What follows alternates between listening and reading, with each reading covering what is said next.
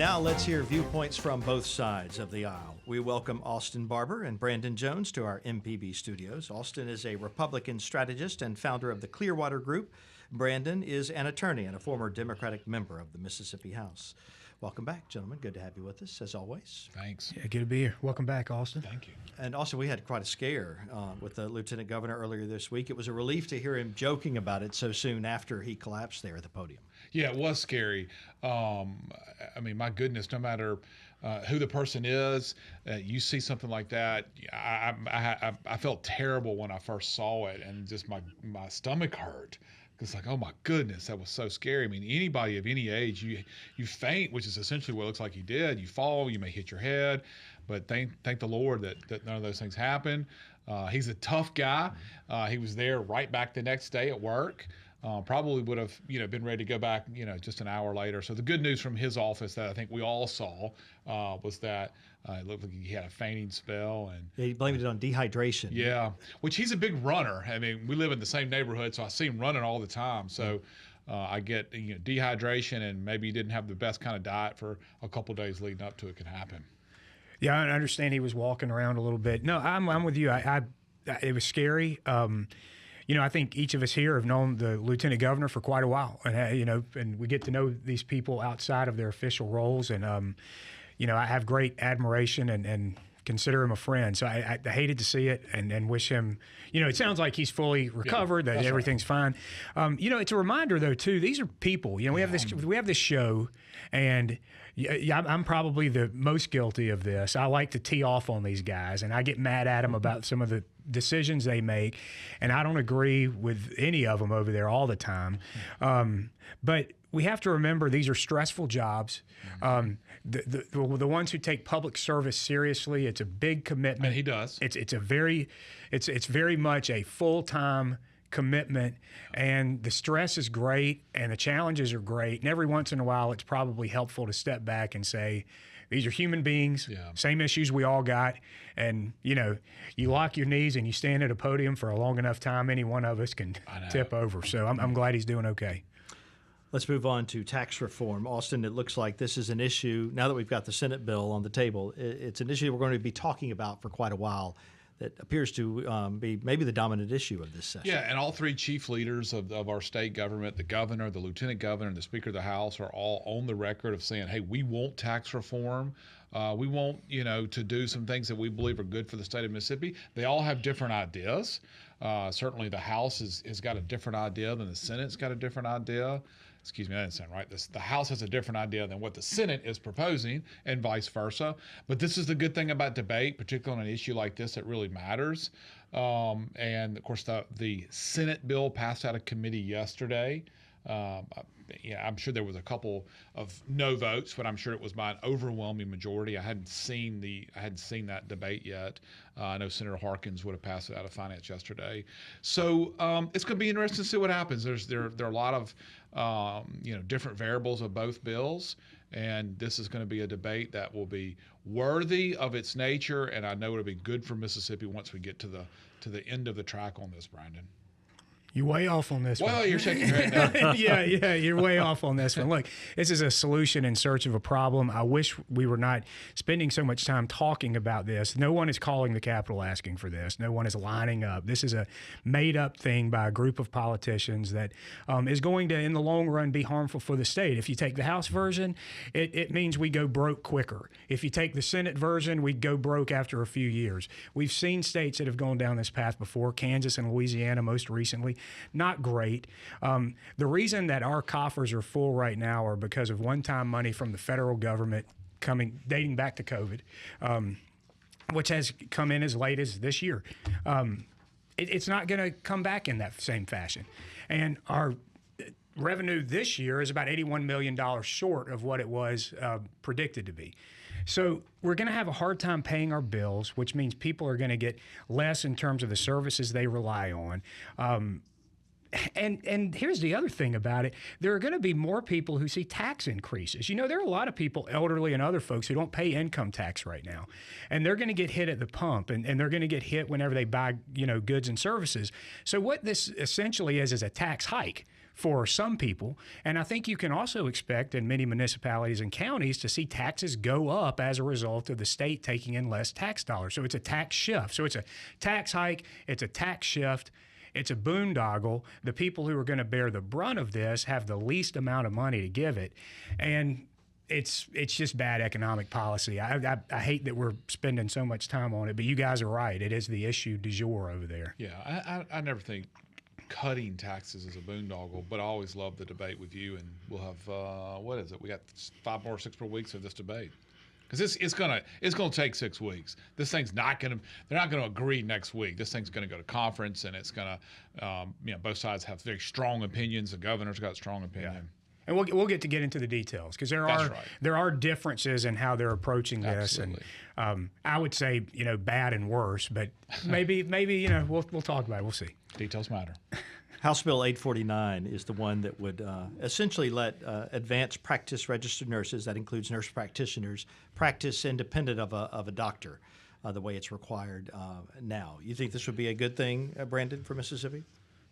I'm going to throw a curveball here, Wilson, and I apologize for taking over the facilitating. Let's start with Austin, because Austin seems more fired up. Let me hear what he's got to say. Fired up. I mean, we've been involved in healthcare policy issues for almost 15 years now, so I know a little bit something about this.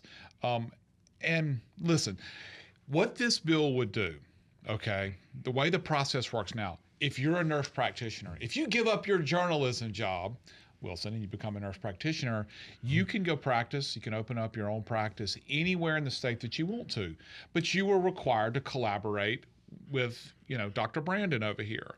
What are the definitions of the collaboration? I think they're pretty loose. You got to have a conversation with him once a week or once a month. I don't know the exact details. Y'all got to look at a certain number of your patients' cases so he can go, yes, nurse practitioner Stribling, that's exactly right. You handled that one wrong. On this one, I don't know.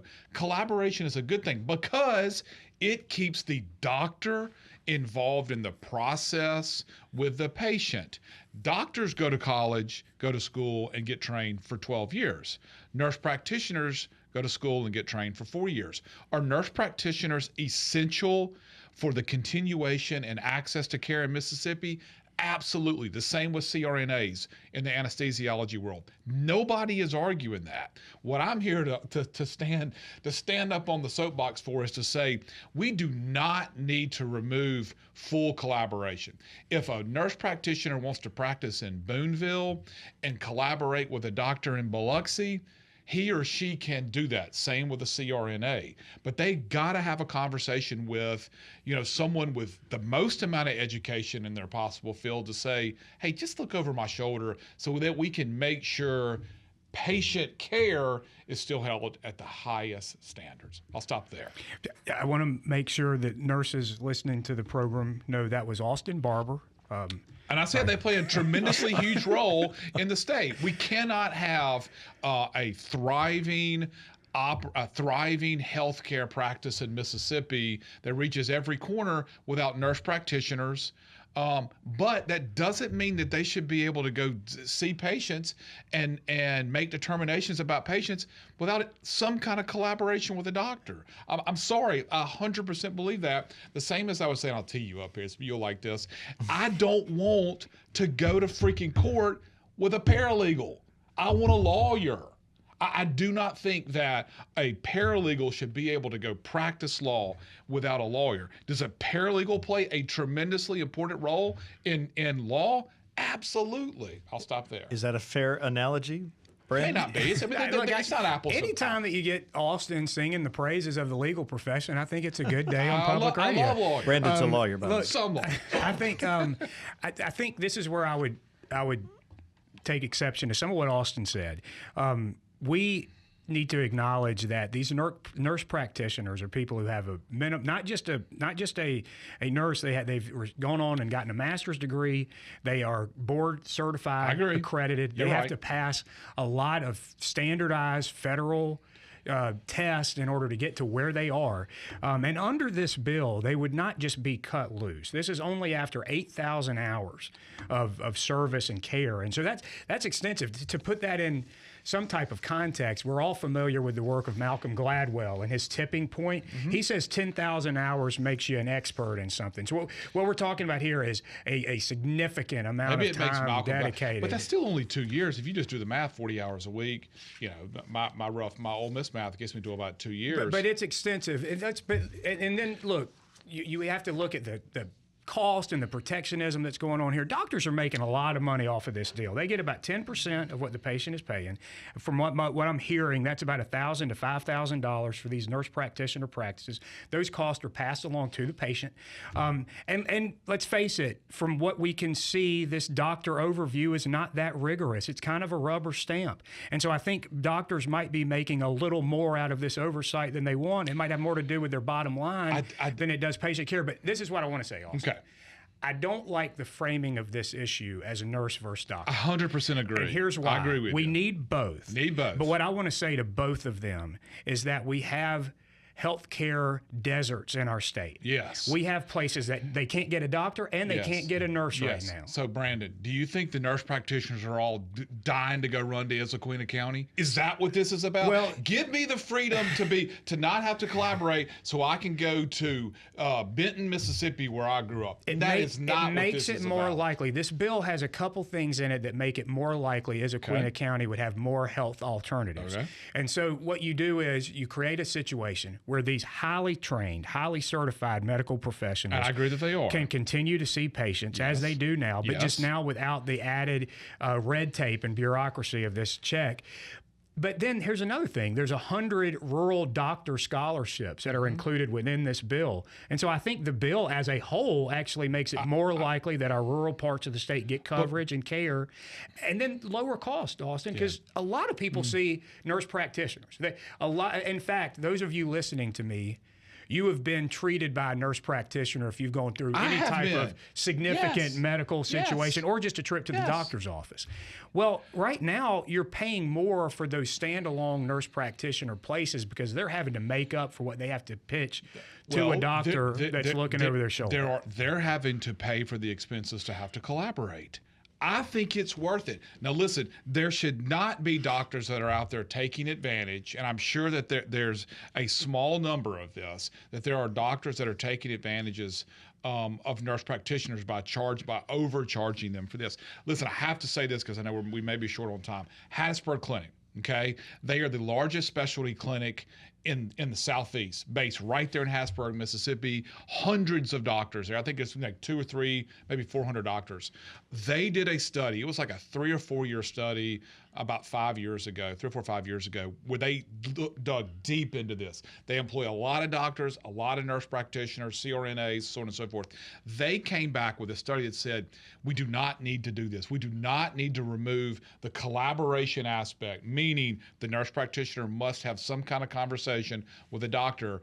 They said, look, if we do that, it's troublesome for patient safety and good patient outcomes, but it also raises the cost of health care, because if I'm a doctor or you're the doctor and I'm the nurse practitioner, you've got more experience. When Wilson comes in, you're like, okay, this is what I think Wilson has. These 2 tests, we'll figure it out. If I don't have that experience, I go, I'm not quite sure. Let's run these 8 tests, the battery of tests, raising the cost of health care. This is a big thing.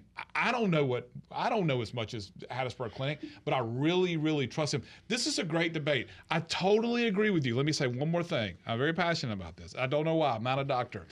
You're exactly right. Nurse practitioners, CRNAs, we can't operate without them. Doctors will tell you that. You're right. This shouldn't be doctors versus nurse practitioners. I just adamantly and passionately feel we cannot cut doctors out of the healthcare process, just like we would never want to remove lawyers from the legal process. We're not cutting doctors out. Let's be clear. We're talking about coverage where doctors are currently not. And so we're talking about places in rural Mississippi where there is no doctor.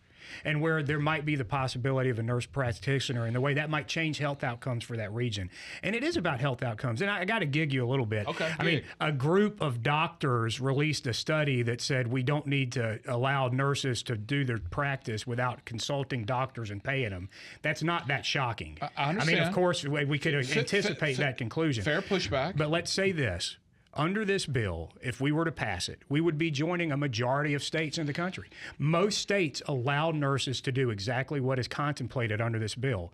And in most of those states, 27 as I understand it, health outcomes have been good. There has not been a decline in health outcomes. And that's what it's really about. It's about health outcomes. And y'all hear me talk about this all the time.